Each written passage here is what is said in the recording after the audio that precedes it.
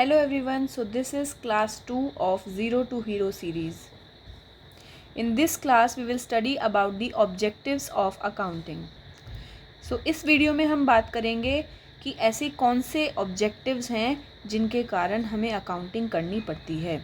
तो आप स्क्रीन पर देख सकते हैं there are majorly 5 objectives of accounting. सबसे पहला ऑब्जेक्टिव है providing information to the users for rational decision making. अब बात करेंगे प्रोवाइडिंग इन्फॉर्मेशन, तो कौन सी इन्फॉर्मेशन होगी? अकाउंटिंग इन्फॉर्मेशन की बात यहाँ पर कर रहे हैं और वो इन्फॉर्मेशन प्रोवाइड करनी होती है यूज़र्स को, जो कि इंटरनल भी होते हैं एक्सटर्नल भी होते हैं, ताकि वो सभी रेशनल डिसीजन मेकिंग कर सकें.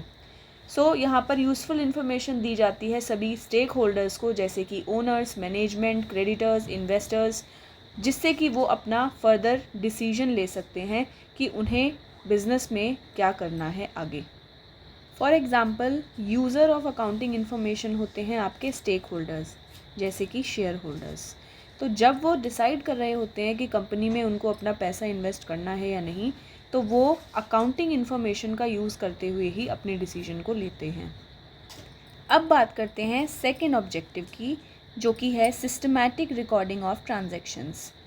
सिस्टमैटिक रिकॉर्ड का मतलब है कि हर एक बिज़नेस ट्रांजैक्शन जो कि बिज़नेस से रिलेट करती है और जिस ट्रांजैक्शन को हम मॉनेटरी टर्म्स में एक्सप्रेस कर सकते हैं, उन सभी को क्रोनोलॉजिकल ऑर्डर में रिकॉर्ड करना होता है. और ये रिकॉर्डिंग प्रोसेस इंश्योर करता है बुक कीपिंग. ठीक है, to ensure the reliability and precision. इन्हीं सिस्टमैटिक रिकॉर्ड्स को फर्दर क्लासीफाई और समराइज़ किया जाता है ताकि हम यूज़फुल इन्फॉर्मेशन प्रोवाइड कर सकें सभी के सभी स्टेक होल्डर्स को. फॉर एग्ज़ाम्पल मान लीजिए किसी शॉपकीपर ने इस चीज़ का रिकॉर्ड रखा ही नहीं कि कितना सामान उसने सेल किया है और कितना सामान उसने परचेज़ किया है. At the end of the year वो शॉपकीपर जो है वो कैसे हिसाब लगाएगा कि उसकी बिज़नेस में प्रॉफिट हुआ या फिर लॉस. सो इस पर्पस के लिए हमें रिकॉर्डिंग करना पड़ता है. अब इन सभी ट्रांजैक्शंस को सिस्टमैटिकली रिकॉर्ड करने के बाद हमें इन सभी ट्रांजैक्शंस के रिज़ल्ट को फाइंड आउट करना पड़ता है. एंड रिज़ल्ट क्या है? हमारा प्रॉफिट या फिर लॉस, जो कि कोर अकाउंटिंग मेजरमेंट है. हम बिज़नेस करते ही प्रॉफिट अर्निंग के लिए हैं, तो प्रॉफिट को कैलकुलेट करना बहुत इम्पॉर्टेंट है.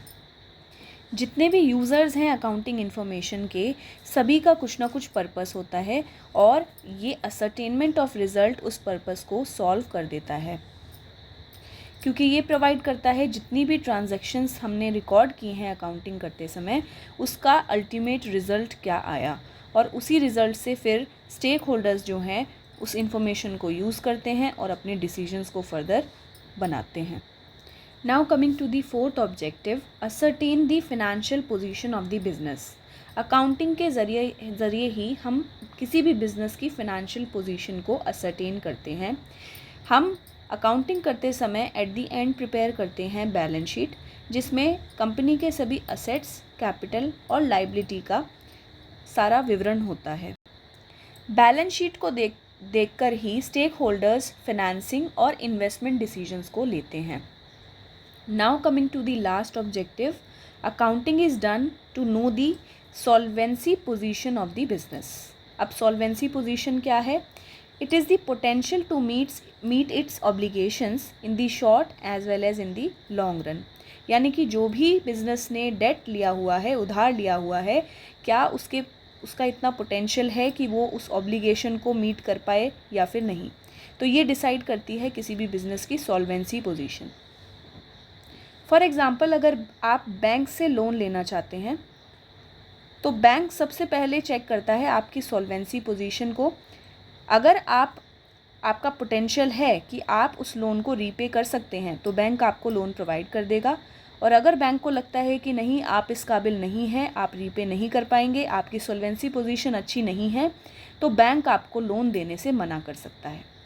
So I hope this particular topic is clear to all of you. Thank you so much.